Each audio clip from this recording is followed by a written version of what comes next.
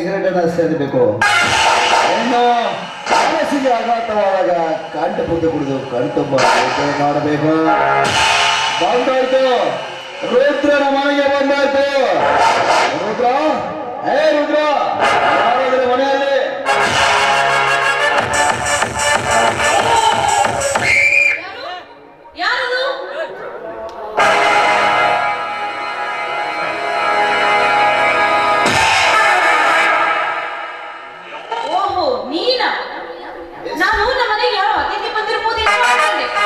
ಆದ್ರೆ ಬಂದಿರುವುದು ಅತಿಥಿಯಲ್ಲ, ನನ್ನ ಬೆನ್ನು ಹತ್ತಿದ ಬೇತಾಳದ ಬೆಂಗಳೂರಿನಲ್ಲಿ ಸಾಲದು ಅಂತ ಇಲ್ಲಿ ತನಕ ಬಂದಿದೆಯಾ?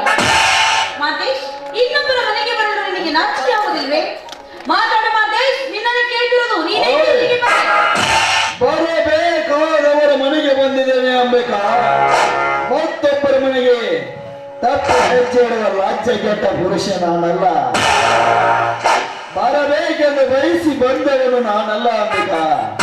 ನಾನು ಯಾರು ಎಂಬುವುದು ನೀನು ತಿಳಿದುಕೊಂಡಿದ್ದರೆ ನಾನು ಬರುವ ಪೂರ್ವದಲ್ಲೇ ಬಾಗಲಲ್ಲಿಟ್ಟು ಸ್ವಾಗತ ಮಾಡಿದ್ದಾನೆ. ಪಾಪ ನಾನ್ಯಾರಂತ ನನಗೆ ಇನ್ನೂ ಗೊತ್ತಾಗುತ್ತಿಲ್ಲ. ನೀನು ಬೆಟ್ಟಪ್ಪ ದನಿ ಹತ್ರ ರುದ್ರನ ಮಗ ತಾನೆ? ಹೌದು, ಅದನ್ನೆಲ್ಲ ನೀನೇ ಮಾಡ್ತೀಯ. ಬರಬೇಕೆಂದು ಬಯಸಿ ಬಂದವನು ನಾನಲ್ಲ. ಬರುವ ಅವಶ್ಯಕತೆ ತಂದು ಬಂದವನು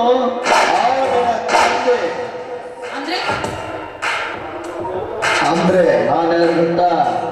40 ಅರಸರಾಗಿರುವ ಆ ಬೆಟ್ಟಪ್ಪನ ಮಗ ಮಾಂತೇಶ.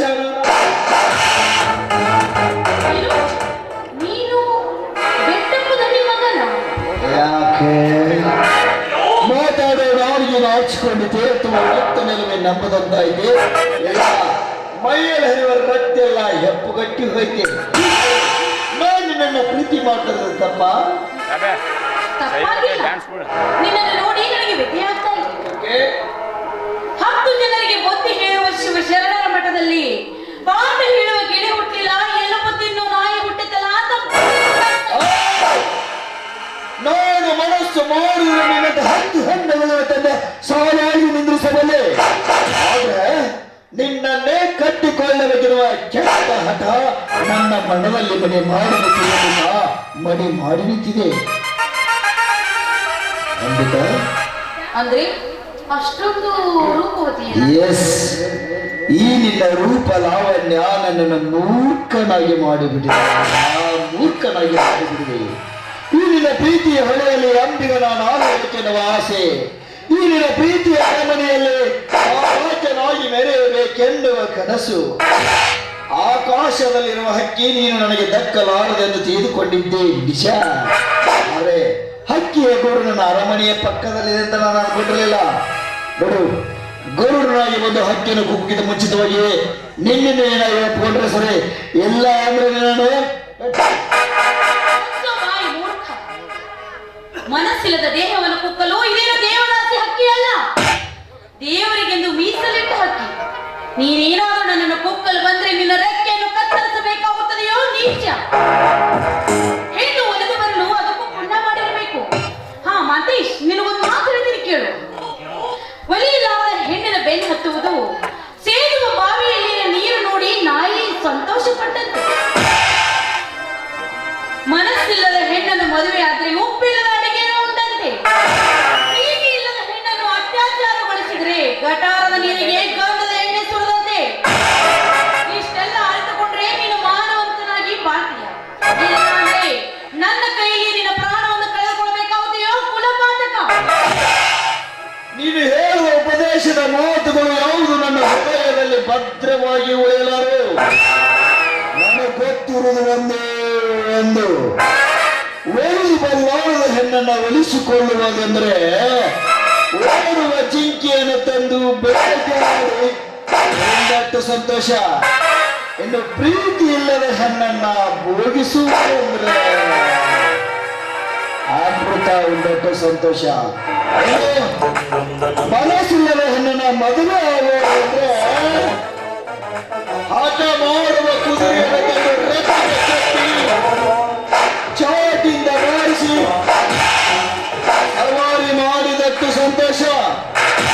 ಸುಮ್ಮ ಹಠ ಮಾಡಬೇಡ ಅಂಬಿಕಾ. ನೀನು ಹಠ ಮಾಡಿದತ್ತು ಮಾತಿಗೆ ಮಾತು ಬೆಳೆದಂತೆ ವೈರತ್ವ ಬೆಳೆಯುತ್ತೆ. ವೈರತ್ವ ಬೆಳೆದರೆ ಸರ್ವನಾಶಕ್ಕೆ ಕಾರಣವಾಗುತ್ತೆ. ಸರ್ವನಾಶಕ್ಕೆ ಕಾರಣವಾದರೆ ಏನು ಪ್ರಯೋಜನವಿಲ್ಲ. ಸಮಯ ಸಿಕ್ಕಾಗ ಸುಖ ಪಡುವುದು ಜೀವನದ ಜೀವನ. ಕಮಾನ್ ಕಮಾನ್. ಮಾದೇಶ್, ನಾನು ನಿನಗೊಂದು ಪ್ರಶ್ನೆ ಕೇಳ್ತೀನಿ, ಉತ್ತರ ಕೊಡ್ತೀಯಾ? ಮನುಷ್ಯ ಹೊಟ್ಟೆಗೆ ಏನ್ ತಿನ್ನುತ್ತಾನೆ? ಇದಂತ ಪ್ರಶ್ನೆ. ಮನುಷ್ಯ ಹಸಿದಾಗ ಅನ್ನನೇ ತಿನ್ಬೇಕಲ್ಲ. ಅನ್ನದ ಬದಲು ಸೆಗಣಿಯನ್ನು ಏಕೆ ತಿನ್ನಬಾರದು? ಹೆಚ್ಚಿಗೆ ಮಾತನಾಡಿದರೆ ನಿನ್ನ ಹಲ್ಲುಗಳು ಉಚ್ಚಿರುವುದು. ಒಂದು ನಿಮಿಷ ಟೈಮ್ ಕೊಡ್ತೀನಿ. ನಿನ್ನನ್ನು ನೀನಾಗಿ ಒಪ್ಕೊಂಡ್ರೆ ಸರಿ, ಇಲ್ಲ ಅಂದ್ರೆ ಆ ಕಥೆ ಬೇರೆ ಆಗುತ್ತೆ. ಕಟುಕನ ಮುಂದೆ ಕುರಿ ನಿಂತಾಗ ಕಟುಕ ಕರುಣಿಯ ತೋರೆ ಆ ಕುರಿಯನ್ನು ಕಡೆಯಲಾರದೆ ರವಣ ಆಯ್ತು.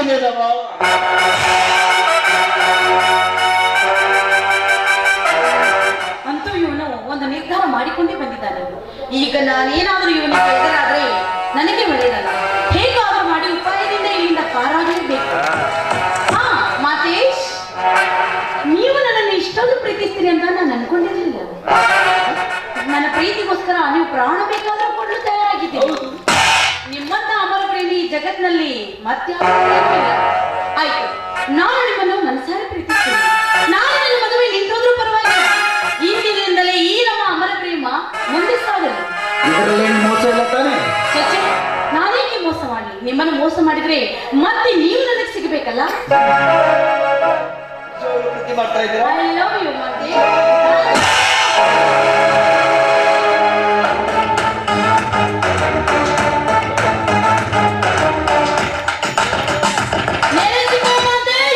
ನಿನ್ನ ಮನೆ ದೇವರನ್ನ ಈಗ ನನ್ನದು ಒಂದೇ ನಿರ್ಧಾರ. ನೀನಿಲ್ಲಿಂದ ತೊಲಗಬೇಕು ಒಂದು, ಇಲ್ಲ ನನ್ನ ಕೈಯಲ್ಲಿ ನಿನ್ನ ಪ್ರಾಣವನ್ನು ಕಳೆದುಕೊಳ್ಳಬೇಕು ಒಂದು. ಯಾವುದು ನಿರ್ಧಾರ ಮಾಡ್ಕೋತಿ ಮಾಡ್ಕೋ. ಯಾಕೆ ನಾಲಿಗೆ ನಾಚಿಕೊಂಡಿದೆ, ರಕ್ತ ಹೆಪ್ಪುಗಟ್ಟಿದೆ, ಅಥವಾ ಧೈರ್ಯ ಕುಗ್ಗಿ ಹೋಗಿದೆ? ಮಾತಾಡಬೇಕು ಬಾ.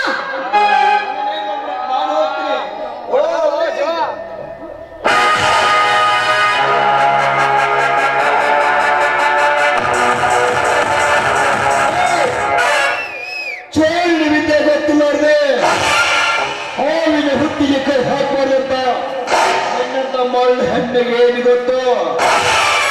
ಹೆಣ್ಣಿನ ಬುದ್ಧಿ ಮಾನವನ ತೊಡಗಿ ಅನ್ನೋವಾಗೆ ನನ್ನ ಬುದ್ಧಿಯನ್ನೇ ಪರಿಚಯ ಮಾಡ್ತಾರೆ.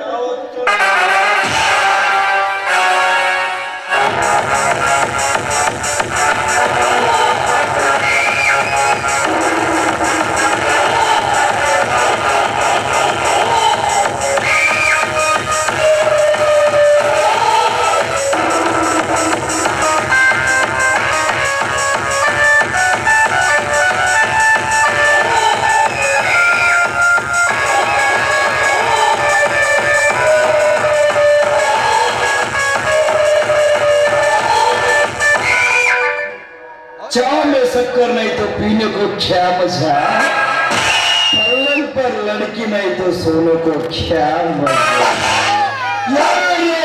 ಯಾರ ನುಡಿಗೆ ಪ್ರೀತಿ ಪ್ರೇಮಗಳೇ ಸರಸ ಸಲ್ಲಾಪ ಮಾಂತೇಶ. ಒಮ್ಮೆ ಕಣ್ಣಿಟ್ಟ ಹೆಣ್ಣನ್ನು ಮುಟ್ಟದೆ ಬಿಟ್ಟುಕೊಳ್ಳ ಈ ಮಾಂತೇಶ.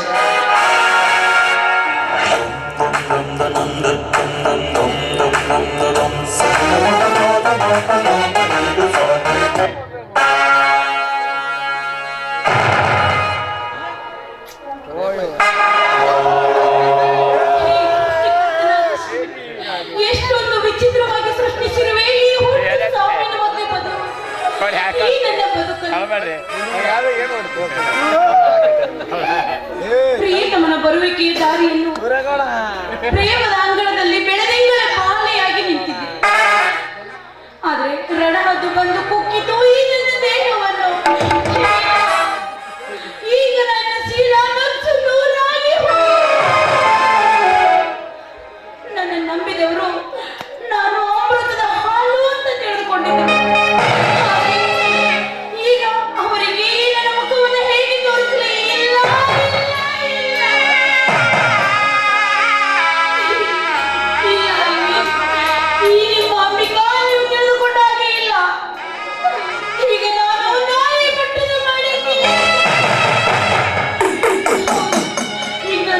ಉಳಿಯಬಾರದು, ನಾನು ಸಾಯಲೇ.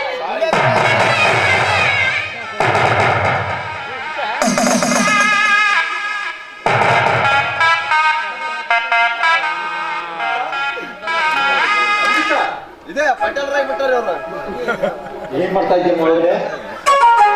ಅಲ್ಲಮ್ಮ, ಅಲ್ಲೆಲ್ಲ ನೀನು ವಾರಿಗೆ ಹೇಳ್ತಿರಲ್ಲ, ನಿಗ ದಾರಿ ಕಾಯ್ತಾ ಇದ್ರೆ ಒಳಗಡೆ ಏನ್ ಮಾಡ್ತಾ ಇದೀಯಾ?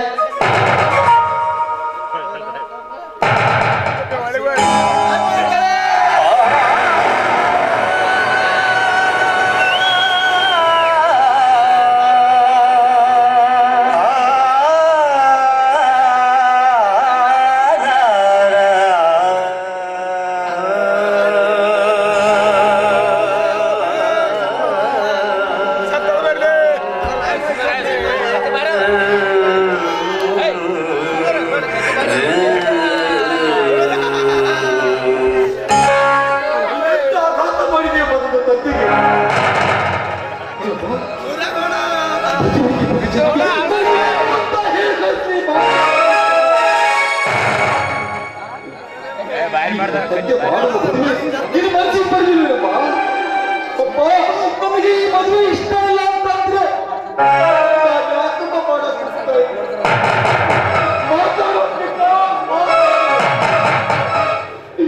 ಈ ನಿನ್ನ ತಂದೆಗೆ ಎಂತ ಮೋಸ ಮಾಡಿಬಿಟ್ಟೆ ಅಮ್ಮ.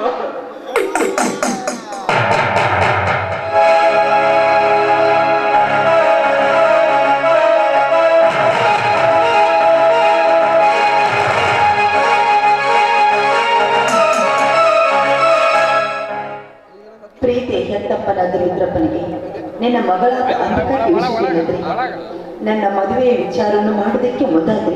ಆದ್ರೆ ಮನೆಯಲ್ಲಿ ಯಾರು ಇಲ್ಲದ ಸಮಯವನ್ನು ಸಾಧಿಸಿ ಬಂದು ಈ ಊರಿನ ನ್ಯಾಯಾಧೀಶ ಎನಿಸಿಕೊಂಡಿರುವ ಧನರಾಜನೇ ಮಗ ಮಹಂತೇಶ್ ನಮ್ಮ ಮನೆಗೆ ಬಂದು ಕಾಮ ಎಂಬ ವಿಚಾರದಲ್ಲಿ ಹುಳಿಯನ್ನು ಬಿಟ್ಟು ಪವಿತ್ರವಾದ ದೇಹವನ್ನು ಹಾಳು ಮಾಡಿಬಿಟ್ಟರು ಪಾಪ. ಅದಕ್ಕೋಸ್ಕರವಾಗಿ ನಾನು ಆತ್ಮಹತ್ಯೆ ಮಾಡಿಕೊಂಡಿದ್ದೇನೆ.